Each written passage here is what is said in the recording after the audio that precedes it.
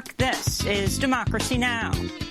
Last night, the United States brought the world's #1 terrorist leader to justice. Abu Bakr al-Baghdadi is dead. He was the founder and leader of ISIS, the most ruthless and violent terror organization anywhere in the world. The world's most wanted man has died during a raid by U.S. Special Forces in northwestern Syria. We'll look at what the death of Abu Bakr al-Baghdadi means for the future of ISIS and the Middle East. Then we go to Chile, where over 1 million people poured into the streets Friday amidst a massive ongoing uprising over economic inequality and crippling austerity. At least 18 people have died since the protests began. I'm proud that everyone finally realized that the people above us governing are all a monopoly and that there is no justice for people in any sense. This is discrimination from the poorest to the richest. And the truth is, I'm very happy because everyone realized this. I've always been waiting for a moment like this in my life. All that and more coming up. Welcome to Democracy Now!, democracynow.org, the War and Peace Report. I'm Amy Goodman. The leader of ISIS, Abu Bakr al-Baghdadi, was reportedly killed in U.S. Special Forces raid in northwestern Syria. Baghdadi had led the so-called Islamic State since 2010. At its peak, ISIS controlled a large swath of land across Syria and Iraq and maintained a force of tens of thousands of fighters recruited from more than 100 countries. The group also claimed responsibility for deadly attacks across 5 continents. Some analysts say al-Baghdadi was radicalized after he was jailed by U.S. forces in Iraq in 2004. He was held for 11 months, including reportedly at the notorious Abu Ghraib prison. On Sunday morning, President Trump announced al-Baghdadi's death in a televised address. The thug who tried so hard to intimidate others spent his last moments in utter fear, in total panic and dread, terrified of the American forces bearing down on him. During President Trump's speech, he invoked the names of U.S. journalists and aid workers who were killed by ISIS, although the vast majority of civilians killed by ISIS were Muslims, mostly in Iraq and Syria. Military leaders told the New York Times that al-Baghdadi's alleged killing by U.S. Special Forces Saturday came largely in spite of, not because of, President Trump's recent abrupt withdrawal of some U.S. troops from Syria. Al-Baghdadi reportedly set off his suicide vest. We'll have more on al-Baghdadi's alleged killing after headlines. California's governor has declared a state of emergency as climate change-fueled wildfires sweep across the state from Los Angeles to Northern California. Strong winds lashed the Bay Area over the weekend, spreading the fires across multiple counties, despite widespread mandatory PG&E blackouts intended to reduce the fire risk. The planned blackouts have left millions without power. Nearly 200,000 people are under evacuation orders, mainly in Sonoma County in Northern California. The San Francisco Chronicle reported the latest spate of fires have, quote, intensified fears that parts of California could become almost dangerous to inhabit. In Chile, over 1 million people poured into the streets Friday amidst a massive ongoing uprising over economic inequality and crippling austerity in the South American country.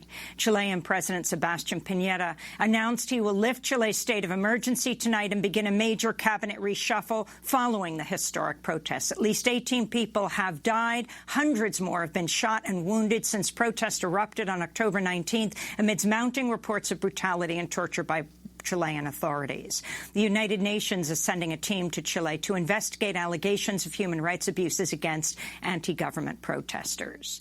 In Iraq, dozens of people were killed Friday and Saturday as Iraqis again took to the streets to protest corruption and lack of jobs.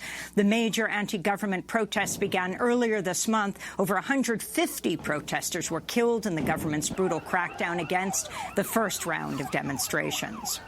In Lebanon, tens of thousands of people gathered Sunday to form a human chain stretching north to south across Lebanon on the 11th day of nationwide anti-government protests. The 100-mile chain was intended to symbolize the protesters' unity and lack of sectarian divisions amidst the ongoing massive demonstrations against corruption, lack of jobs, and economic inequality. In Argentina, right-wing incumbent President Mauricio Macri resoundingly lost Sunday's national elections as voters cast their ballots for center-left opposition candidate Alberto Fernandez. The election was dominated by economic concerns. Nearly a third of Argentines are currently living in poverty after Macri imposed sweeping austerity measures and laid off tens of thousands of unionized public sector workers. The election was also a comeback for former President Cristina Fernández de Kirchner, who ran as vice president.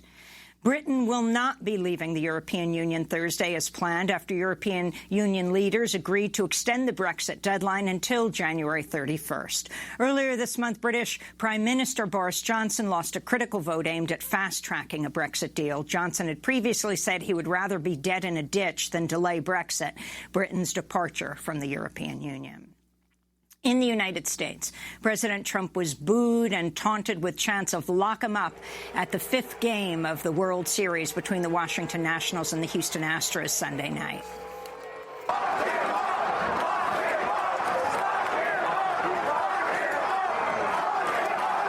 The Astros beat the Nationals, giving them a 3-2 lead in the World Series playoffs. The Pentagon has awarded Microsoft a $10 billion technology contract to work on the military's cloud computing systems, beating out its competitors, including Amazon. President Trump reportedly told former Defense Secretary James Mattis to screw Amazon out of receiving the contract, according to a new book. President Trump has repeatedly attacked Amazon CEO Jeff Bezos, who also owns the Washington Post. Chicago Public Schools have canceled classes for the 8th consecutive school day as the Chicago Teachers Union continues to strike. Meanwhile, Chicago Public Schools and the SEIU Local 73, which represents 7,500 school support staff, have reached a tentative agreement on a new labor contract. The support staff union's bargaining team is still reviewing the final terms of the deal before officially ending their strike, but members of SEIU 73 say they'll be on the picket lines today in solidarity with the teachers. Earlier this month, more than 30,000 Chicago teachers and support staff went on strike to demand better pay and benefits, smaller class sizes, more nurses, counselors, social workers, and librarians. The historic strike brought the country's third-largest school system to a standstill. After a 40-day strike, a new 4-year deal between the United Auto Workers and General Motors was approved Friday. The contract was supported by 57% of the labor union. It includes an $11,000 bonus per member, annual raises, and more affordable health care. General Motors still plans to close 3 factories in the United States. About 48,000 United Auto Workers walked off the job over a month ago, making it the longest national strike at GM by United Auto Workers in nearly half a century. California Democratic Congressmember Katie Hill has announced she'll resign after admitting she had a relationship with a campaign aide before coming into office. The House Ethics Committee has also opened an investigation into allegations that Hill had a relationship with her legislative director. Hill has denied that relationship. The allegations surfaced after RedState.org and the Daily Mail published naked images of Katie Hill without her consent. Hill has accused her abusive husband of creating a, quote, smear campaign built around cyber exploitation and that he enlisted the help of, quote, hateful political operatives. In New York City, dozens of immigrants with deferred action for childhood arrivals and allies held a rally in Lower Manhattan Saturday to kick off a 16-day march from New York City to Washington, D.C., where the Supreme Court will hear arguments next month from 3 lawsuits demanding the Trump administration restore the Obama-era program that grants temporary work permits and deportation relief to nearly 1 million undocumented people who were brought to the United States as children. This is one of the marchers, Eliana Fernandez, a 31-year-old DACA recipient from Ecuador. For me as a parent, the main reason why I'm here, I'm marching, and I'm part of the movement is because of my kids. My children are everything. They're my biggest inspiration. I will do anything for them, including marching hundreds of miles. And I want for them to one day look at this day and remember or like feel proud and be like, you know, that was my mommy helping the immigrant community and helping herself. So that to me is like, you know, critical. A lot of us come from mixed status families, and I want to, like, you know, highlight that, right? Eliana Fernandez is one of 200 people who will trek 230 miles to D.C. as they also hope to highlight the importance of long-term immigration relief to the 11 million undocumented people living in the U.S. The Supreme Court will hear arguments on the DACA case November 12th. The Trump administration announced its plans to kill the program in September of 2017.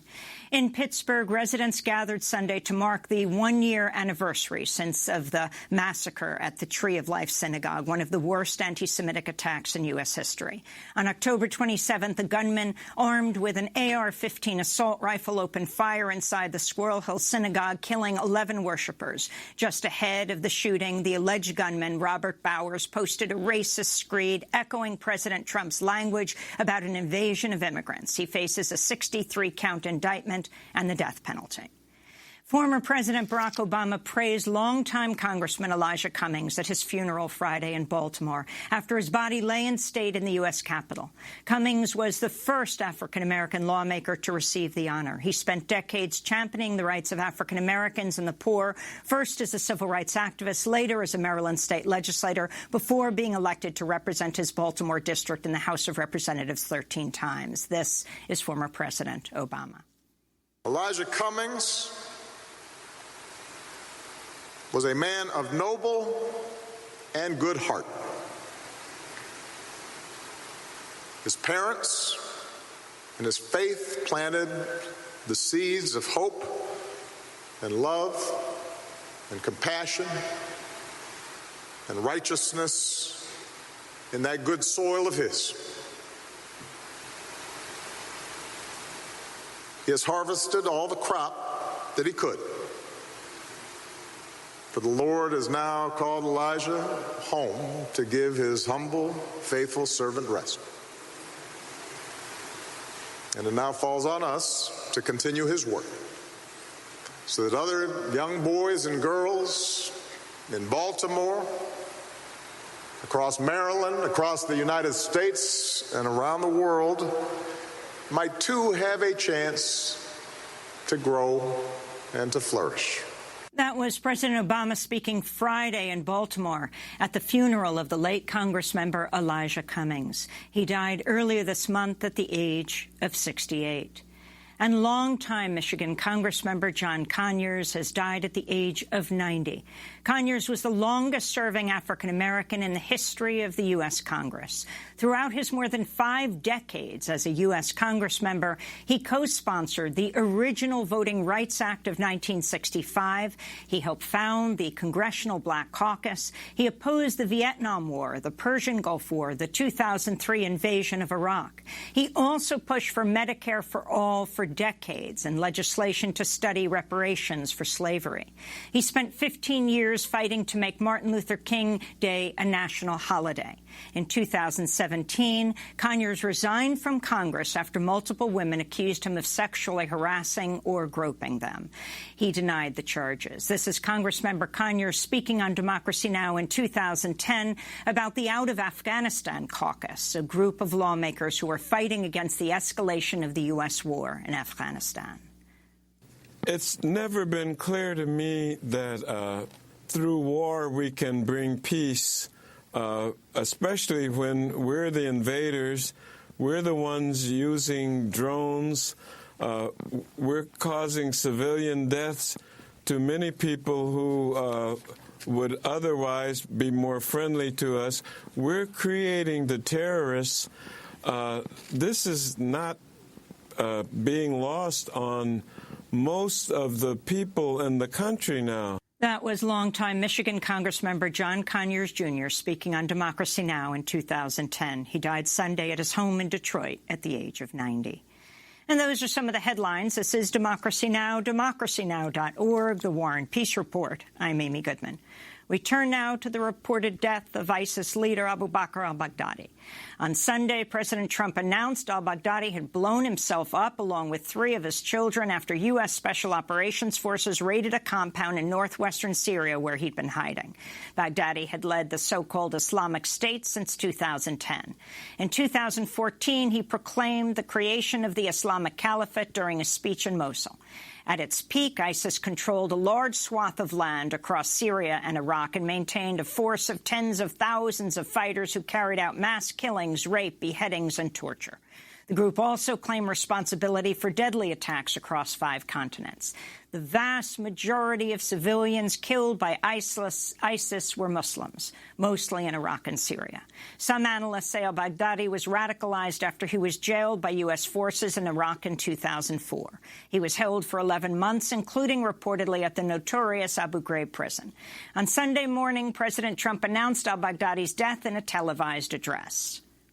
No personnel were lost in the operation, while a large number of Baghdadi's fighters and companions were killed with him. He died after running into a dead-end tunnel, whimpering and crying and screaming all the way. The compound had been cleared by this time, with people either surrendering or being shot and killed. 11 young children were moved out of the house and are uninjured. The only ones remaining were Baghdadi in the tunnel, and he had dragged 3 of his young children with him. They were led to certain death. He reached the end of the tunnel as our dogs chased him down. He ignited his vest, killing himself and the 3 children. His body was mutilated by the blast. The tunnel had caved in on it in addition. But test results gave certain, immediate, and totally positive identification. It was him. The thug who tried so hard to intimidate others spent his last moments in utter fear, in total panic and dread, terrified of the American forces bearing down on him. The raid began early Sunday when 8 U.S. military helicopters flew from a base near Erbil, Iraq, to northwestern Syria over airspace controlled by Syria and Russia. The New York Times reports Syrian and Iraqi Kurds had provided more intelligence for the raid than any single country. The raid comes just weeks after President Trump abandoned his support for the Kurds in northern Syria, greenlighting Turkey's recent invasion. The U.S. named the operation targeting al-Baghdadi after Kayla Mueller, the American aid worker who was taken hostage by ISIS after she crossed the Turkish border into Syria to visit a hospital in 2013. She died in 2015, but her body was never found. She was raped by al-Baghdadi himself. We're joined now by 3 guests. In London, Emma Beals is with us, award-winning investigative journalist, researcher who's covered the Syrian conflict since 2012, editor of Syrian Context. In Ann Arbor, Michigan, Juan Cole, professor of history at University of Michigan. His blog, Informed Comment, is online at juancole.com. He's the author of many books, including Muhammad, Prophet of Peace Amid the Clash of Empires and Engaging the Muslim World.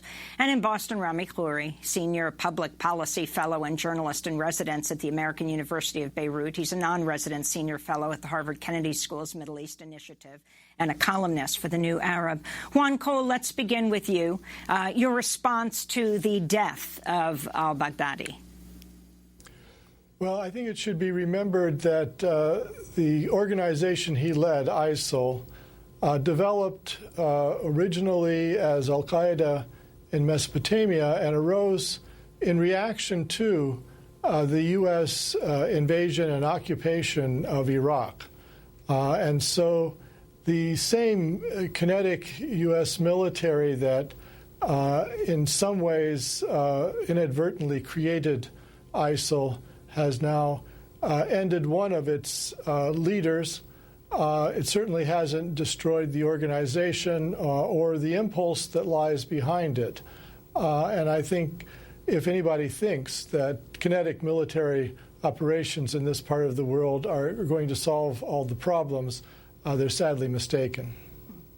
And the significance of al-Baghdadi. I mean, while President Trump talked about the killing of the U.S. aid workers and journalists, the rape of Kayla Mueller, who also died in a bombing in Syria where she had been held captive, the fact is that, and probably these journalists and aid workers would have been the first to point this out, ISIS had killed thousands of Muslims.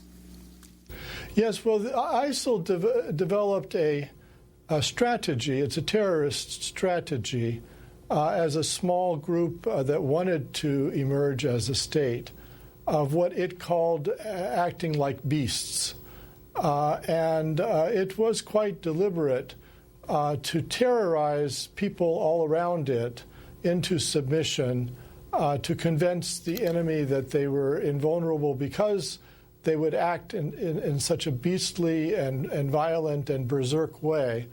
And in many ways it worked. They intimidated very large numbers of people at their height, millions, into submission. Iraqi soldiers who fought them talked about the horror of going into alleyways and facing men who would jump down from roofs onto them with suicide bomb belts and detonate them. It wasn't hand-to-hand combat, it was hand-to-bomb combat. And so this policy of beastliness was also a media strategy to attract followers. One of the advantages that they sought was to get highly trained former soldiers from Europe who might join them, and their policies were designed to attract people with violent tendencies who had that training. This strategy, however, has severe drawbacks in that over time, especially if you were trying to run a state, it would make you extremely unpopular, not only with your own population, but with all of the neighbors. And it is an essential contradiction in ISIL strategy that they tried to continue to operate as a terrorist organization once they had a known address. And the only way terrorism can be at all successful is if they can't find you. But if you have a capital, then you're doomed. And finally, can you tell us, Juan Cole, about the history of Abu Bakr al-Baghdadi? In a nutshell, how he rose to power, what his background was, his captivity in being in U.S. captivity back during the beginning of the Iraq War, the U.S. invasion of Iraq. Sure. Well, al-Baghdadi was not, as he's being advertised, an Islamic scholar. He barely passed high school. He was shunted off to what was called the Islamic University of Baghdad, which was a low-level institution in Ba'athist Iraq. He seems to have preached some sermons at a local mosque as a kind of volunteer. And then he got arrested in 2004 along with some associates. The U.S. military in Iraq would arrest large numbers of people if they were simply in the vicinity of a bombing or an act of resistance against the U.S. occupation. At any one time, they had 25,000 Iraqis, mostly Sunni Arabs, in captivity. These prisons served as an opportunity, however, for some Iraqi oppositionists to network with others, and al-Baghdadi seems to have met some of the people who formed ISIL with him there in U.S. captivity. An organization arose to oppose the U.S. occupation called Al-Qaeda in Mesopotamia. Its leader was killed, Abu Musab Zarqawi, in 2006. Baghdadi joined that organization. In 2010, he emerged as the leader of it. He did innovate in the sense that he thought al-Qaeda was wrong to just engage in terrorism in hopes of weakening the state for an eventual revolution. He thought there was an opportunity, because U.S. rule in Iraq was so weak and it had destroyed the state, to actually take and hold territory under the Americans' nose. And that's what he started to do. And that was all along what distinguished his tactics, is that he thought there's an opportunity here to create state structures.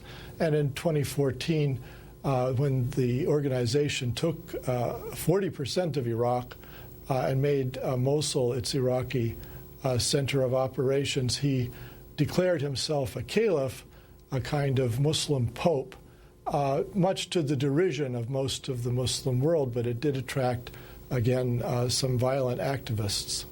Was he held by U.S. forces? Was he imprisoned by the U.S., either at Abu Ghraib or other places? Well, he was in prison, as far as we know, at the U.S. hands in 2004 for many months. And that certainly was one of the origins of his radicalization, although the U.S. occupation of Iraq was radicalizing enough. People forget now 4 million Iraqis out of 26 million at the time were displaced from their homes and made homeless, not directly necessarily by the U.S. occupation, but as a result of it. Hundreds of thousands died. Sunni Arabs were suddenly viewed with suspicion by the new Shiite-led government. Many had worked for the Ba'ath government of Saddam Hussein, were fired from their jobs. 100,000 were fired from state jobs. Massive unemployment, as much as 75% unemployment developed in Sunni Arab areas. And so this was an apocalyptic event for the Sunni Arabs of Iraq, and over time radicalized millions of them. And because I think the U.S. destroyed the secular socialist alternative in Iraq quite deliberately, one of the few avenues for their activism that was left was a hyper-Sunni fundamentalism, which was extremely rabid in its hatred of foreigners and Shiites. But this is a night and day transformation of Sunni Arab Iraq, which had, as I said, largely been secular-minded and even refused Islam as the state religion. We're going to go to break, then come back to this discussion. We're speaking to Professor Juan Cole at University of Michigan, Ann Arbor. We'll bring in Rami Khoury, who is at Harvard Kennedy School, and Emma Beals, award-winning investigative journalist who's currently in London. Stay with us.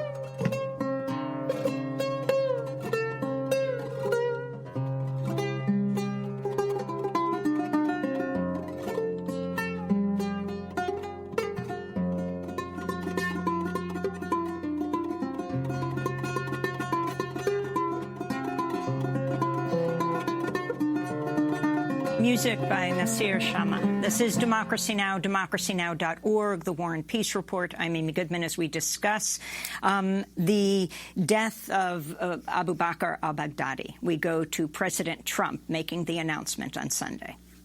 Yeah, we know the successors, and we've already got them in our sights, and we'll tell you that right now, but we know the successors. Hamza bin Laden was a big thing, but this is the biggest there is. This is the worst ever. Osama bin Laden was very big, but Osama bin Laden became big with the World Trade Center. This is a man who built a whole, as he would like to call it, a country, a caliphate, and was trying to do it again. So that's President Trump making the announcement about the death of Abu Bakr al-Baghdadi on Sunday morning. Apparently, he briefed Russia before he briefed the U.S. congressional leaders, particularly the House Speaker, Nancy Pelosi.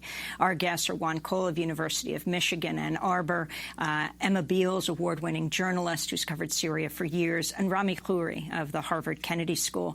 Rami, if you could respond to the news of the death of Baghdadi and the significance of this, what this means, and what exactly President Trump said yesterday. The important thing to recognize is the longer trajectory of these kinds of radical terrorist inhuman movements across the Arab world, but also in other parts of the world, in Asia and other places in Africa.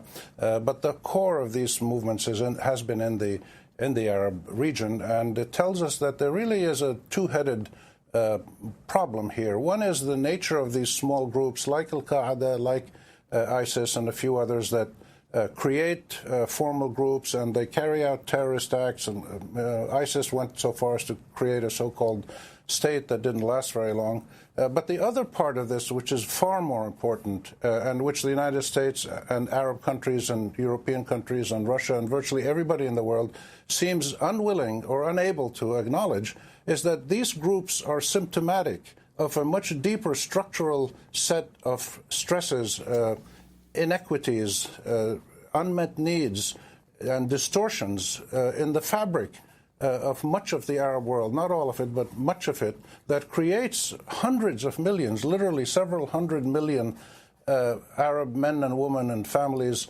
that are desperate to live a normal life. And a small number of them break off and go and join these groups, a very small number.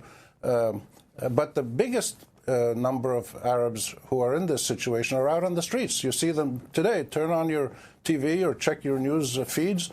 Lebanon, Jordan, Iraq, Morocco, Sudan, Algeria, all across the Arab world, you've got literally millions of people demonstrating, and this is the deeper problem. So Al-Qaeda and ISIS are symptomatic of deeper problems, and if those deeper problems are not addressed by the Arab countries themselves, the military-led leaderships predominantly, or by the foreign powers that have supported these autocratic Arab leaderships for probably 4 or 5 decades now, if those issues are not addressed, we will just keep getting these kinds of movements emerging over and over. And remember, it started in the 30s and 40s with the predominantly nonviolent Muslim Brotherhood in Egypt and parts of the Levant.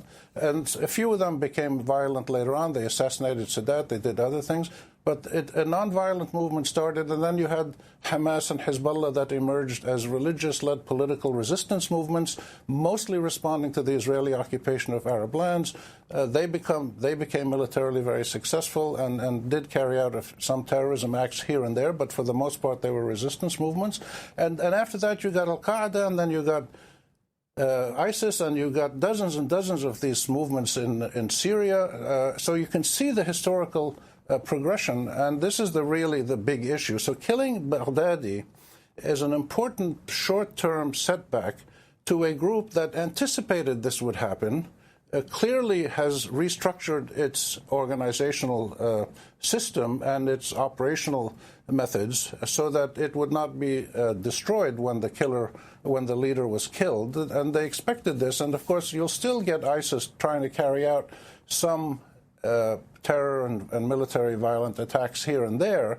But the bigger problem is that the overwhelming majority of people who are suffering in the Arab world are suffering because of the authoritarian regimes they live under, the social and economic and political inequities, the continuing ripple effects of 100 years of the Arab-Israeli conflict with continued Israeli colonization of Arab lands, and the continued support of big powers around the world to this status quo, most recently exhibited in U.S. and British and French active involvement in the war in Yemen, the war in Libya, supporting Sisi in Egypt, and any other situation you want to look at in the Middle East. So that's the bigger picture. And the United States is not understanding it, nor are most of the Arab leaderships or foreign leaderships, and this is a problem because it means we're going to continue on this trajectory with more radicalization, more violence, and more suffering, and most of the suffering is done by Arabs and Muslims. Emma Beals, on Sunday you tweeted, quote, Baghdadi's death will be fodder for U.S. news cycle in coming days. It's important to remember the majority of ISIS victims are in Syria and Iraq. This is important for them. Also, Idlib is now probably in a more perilous situation than before, in particular the civilians, unquote. Baghdadi had reportedly been hiding out in Idlib, Syria's last major opposition-held enclave. Talk about what you fear will happen there now. So the large fear for Idlib, which is the last of the so-called de-escalation areas, which is sort of part of the Astana agreement between Iran, Russia and Turkey, where they would sort of reduce hostilities in those areas. But what we've seen is the other three de-escalation areas have been subject to large military campaigns in return to government of Syria control. And that's probably going to happen in Idlib in some kind of a way. And you've seen a government in Russia campaign against Idlib over the last few months, and there's been a ceasefire just recently. Now, the biggest argument that they have for conducting this operation in Idlib is the presence of HTS, which is a former al-Qaeda affiliate and is designated under the Security Council resolutions about the area as being regarded as terrorists by everybody, so from the US through to the government of Syria and everybody in between. And the problem there is basically that because of the presence of HTS in this area, 3 million civilians who live there, many of whom have been displaced from other areas of Syria because of the conflict and have been displaced up to 10 times, are now very vulnerable to this large military campaign. And at the moment, they have nowhere to go. The border to Turkey is closed. They're not able to flee if that campaign restarts. And so the real fear is that because Baghdadi was found in Idlib to be hiding out in that area, which comes as something of a surprise because the al-Qaeda affiliates and former al-Qaeda affiliates have been very hostile to ISIS historically. The fear is that Idlib becomes viewed solely through a counter-terror lens, which there has been a tendency to do of late anyway. But if it is seen solely through a counter-terror lens, you have 3 million civilians who are very desperate, who have been displaced multiple times throughout an extended conflict, who are in a desperate humanitarian situation, and who may now find themselves even more at risk of being attacked because of this sort of terror lens that people are looking at Idlib through. Of course, it's very important to deal with those groups, be they ISIS or al-Qaeda affiliates or former al-Qaeda affiliates. However, it's important to also view it as a civilian protection issue when you're talking about those large numbers of civilians living there who do have nowhere else to go. And that's the real fear that I sort of immediately had for the people of Idlib when I heard the news. Now, Emma, you worked hard to try to have some of these journalists released. You knew them. And, of course, Kayla Mueller, who was raped by al-Baghdadi himself, she would be the first to point out as a humanitarian aid worker, as a peace activist, that so many more Muslims had been killed under ISIS, you know, the Yazidi women raped by ISIS. If you could talk about your efforts and who you knew who died. Well, we're a close community, those of us that work in these kind of areas. So we knew of or knew everybody that was detained, not just myself, but so many of my colleagues that were working in the area were personally affected by this. And we obviously, when our colleagues were taken, did everything that we could within the sort of limited capacities that we had as individuals to try to help to have them released. And that was ultimately kind of unsuccessful. But I think what's important to remember, though, is that justice for those American hostages comes in several different ways. So obviously, Baghdadi's death is hugely important as a sort of very big symbolic issue. He was the person in charge, you know, when they were held and murdered. He also did just appalling things to all of the people living in the areas that he was in control of in both Syria and Iraq. But even if you're just looking at the Western hostages themselves, there are 2 of the people from the group known as the Beatles who took part in the detention and killing of those Explain hostages what you mean by who the have quote been Beatles. detained. So the group of ISIS fighters who were the ones who detained and then were part of killing the Western hostages. 2 of them they were nicknamed the Beatles by the hostages themselves, and that's kind of how they've become known in the press.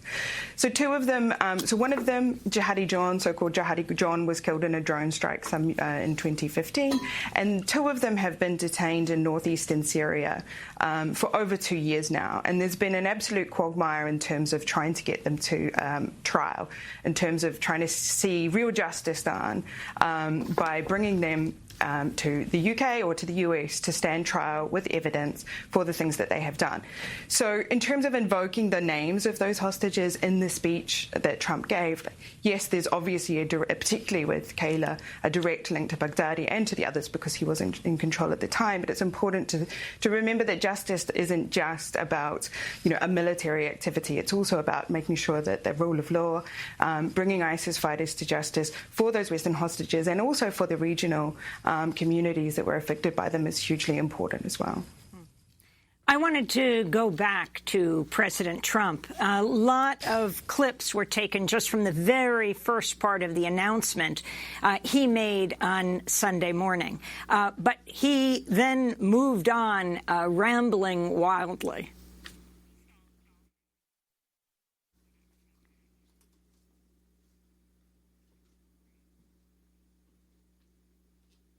These people are very smart. They're not into the use of cell phones anymore. They're very technically brilliant. They use the Internet better than almost anybody in the world, perhaps other than Donald Trump.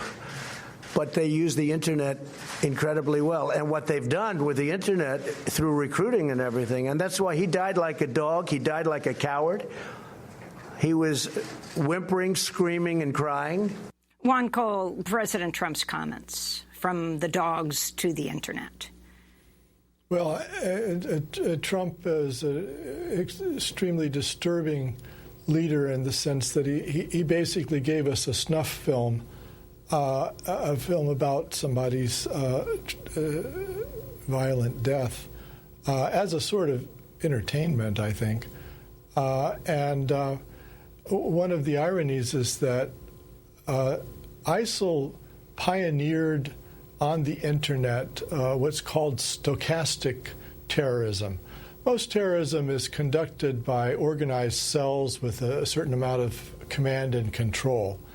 One of the things that ISIL did as part of its policy of beastliness was to call upon people to undertake violent actions as a destabilizing attempt. And I think it appealed to people on the Internet who were already angry and unstable, often mentally ill. And they would go out and commit violence and then would attribute it to ISIL, even though ISIL knew nothing about it. It was just off of a Twitter or Facebook meme. In many ways, although not with the same systematic effect, Trump also is responsible for a certain amount of stochastic terrorism. The El Paso shooter who drove 10 hours to kill Latino Americans was, by his own admission, at least somewhat inspired by memes coming out of the Trump administration. We saw this in other attempted attacks on mosques in the United States. And so... and, of course, invoking Hispanic invaders was a year ago at the Pittsburgh synagogue where 11 Jewish worshipers were killed.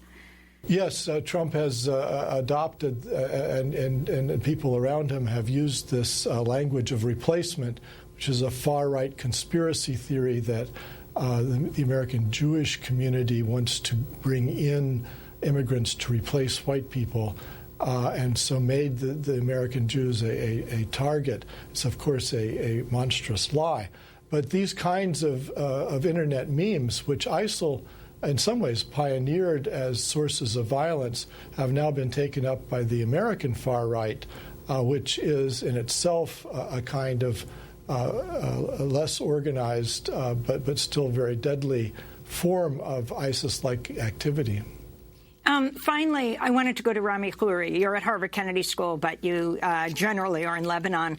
Talk about the significance of the protests that are taking place there and now the reactivated protests in Iraq, where more than 150 Iraqis were killed, but the massive number of people, the human chain across Lebanon that was formed this weekend.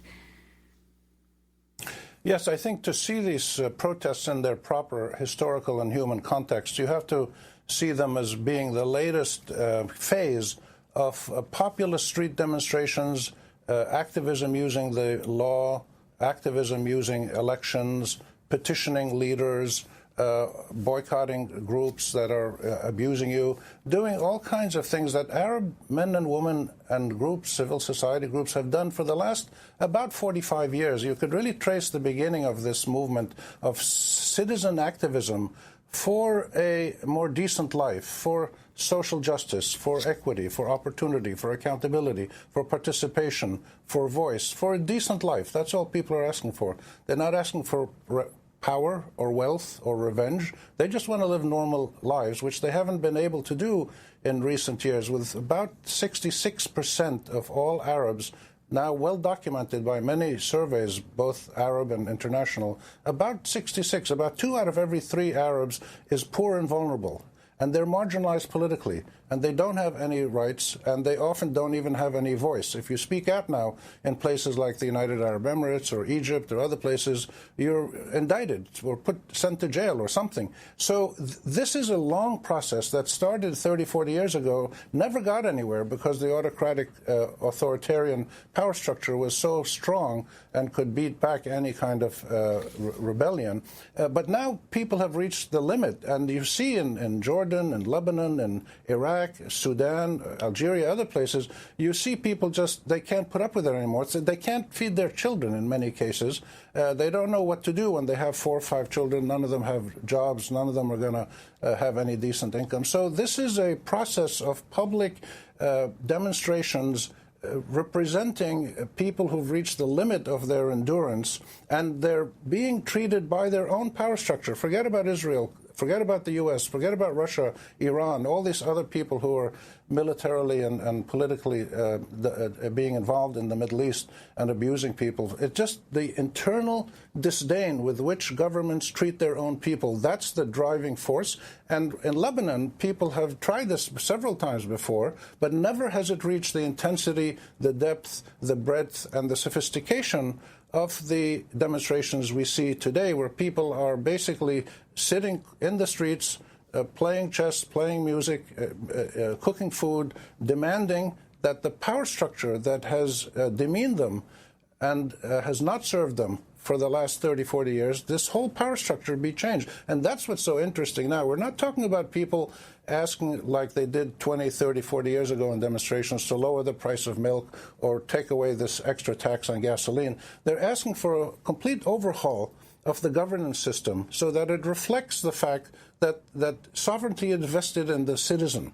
And the citizen is the driver of public policy. What you have in Lebanon and most Arab countries is a political elite. In Lebanon, it's sectarian-based. So you have an oligarchy of religious and ethnic leaders who have been there for 30, 40 years. Fathers pass it on to their sons. And in other countries, it's not so sectarian-based. It's based on other mechanisms. But people are simply fed up in all of these countries.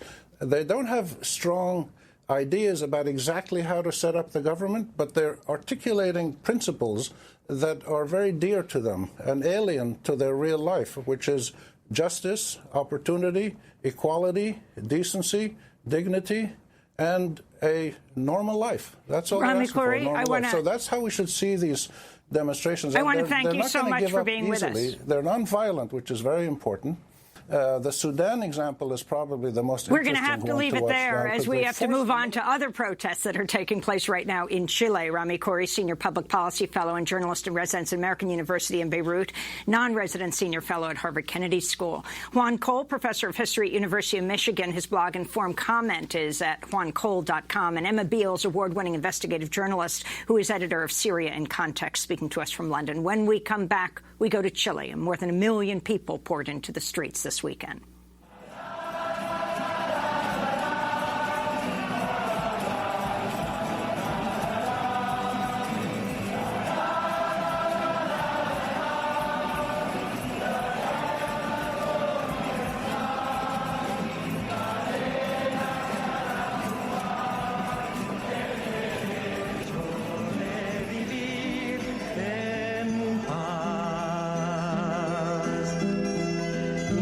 Indochina es el lugar más allá del ancho mar, donde revientan la flor con genocidio y napalm. La luna es una explosión que funde todo el clamor, el derecho. The Right to Live in Peace by the legendary Chilean folk musician Victor Jara. Thousands of demonstrators in Santiago gathered Friday and sang this song in unison. Victor Jara's music has become a soundtrack of the current movement. He was murdered just after September 11, 1973, when the dictator Augusto Pinochet rose to power in a U.S.-backed coup. This is Democracy Now! I'm Amy Goodman as we turn to Chile, where President Sebastián Piñera has announced a major reshuffling in his cabinet after more than 1 million people flooded the streets Friday in massive peaceful demonstrations over inequality, high cost of living, and privatization. The protests drew more than 5% of Chile's population, followed days of widespread civil unrest and a violent police and military crackdown across Chile. On Saturday, Piñera also vowed to ease the military-imposed curfew. At least 18 people have died. Hundreds more have been shot and wounded since protests erupted October 19th amid mounting reports of brutality and torture by Chilean authorities. The protests in Chile began in response to a subway fare hike, have grown into a mass uprising against neoliberalism and demands of political reform. Piñera canceled the fee increase, but protests have continued. Chile is one of the richest countries in Latin America, but also one of the most unequal. For more, we're joined here in New York by Professor Macarena Gómez-Barras. She's founder and director of the Global South Center and chairperson of social science and cultural studies at the Pratt Institute. Author of a number of books, including Where Memory Dwells, Culture and State Violence in Chile. Her mother worked in the Allende government that was overthrown by the Pinochet regime. Macarena came to the U.S. just after the 1973 coup. And we're joined in Santiago, Chile, via Democracy Now! Video stream by Alondra Carrillo Vidal, a spokeswoman for Chile's largest feminist advocacy group, Coordinadora Feminista 8M.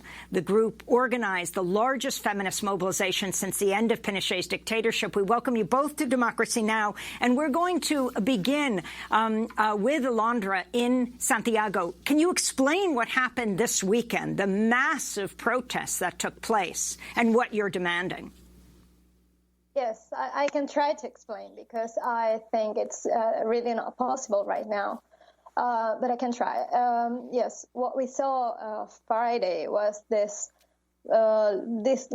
largest mobilization since the end of the dictatorship. Maybe it's similar in size as the mobilizations to end the dictatorship of Pinochet. And it's this inorganic tendency of people to occupy the streets and to protest in the streets. But it doesn't really have any demand. It doesn't really have any list of demands. It's almost about everything. It's about life itself, the way it's organized in Chile, the way it's gotten worse with the years, and the way that people fear it's going to be even worse in the future. Because the political measures that have been taken by all governments, not just Piñera, but the governments that came before of the Concertación y Nueva Mayoría, the center-left governments, have also deepened these political measures that are neoliberal political measures that have made the conditions of life really precarious for the majority in Chile. And also that are sustained in structural violence, like violence against women, against sexual dissidents, against migrants, and against the indigenous people. And all of that violence is part of day-to-day life in Chile. I believe that's why we have not got one demand or several demands, but a horizon for life to change deeply in Chile. And can you talk about the significance of Piñera dismissing his whole cabinet to form a new one? Does that matter to you and to the protesters at this point? No, we're asking him to leave. People want to overthrow this government because they are responsible not only for the political measures that have made life precarious in the last years, but also he's responsible politically for the rapes, the sexual political violence that has been taken by the military and the police. He's responsible for the disappearance and murders of people in the last week. So I think he's taken a desperate measure with this, asking all his ministers to leave. But it's a desperate measure that will not calm people, because that's not what we want. We don't want this government to reorganize itself. We want them gone. Professor Macarena Gómez-Barros, you have been involved in the struggle in Chile back through your family, working in the Allende government. You then fled to this country after Pinochet rose to power. One of the chants and the protests, neoliberalism began in Chile, it will die in Chile. The significance of this?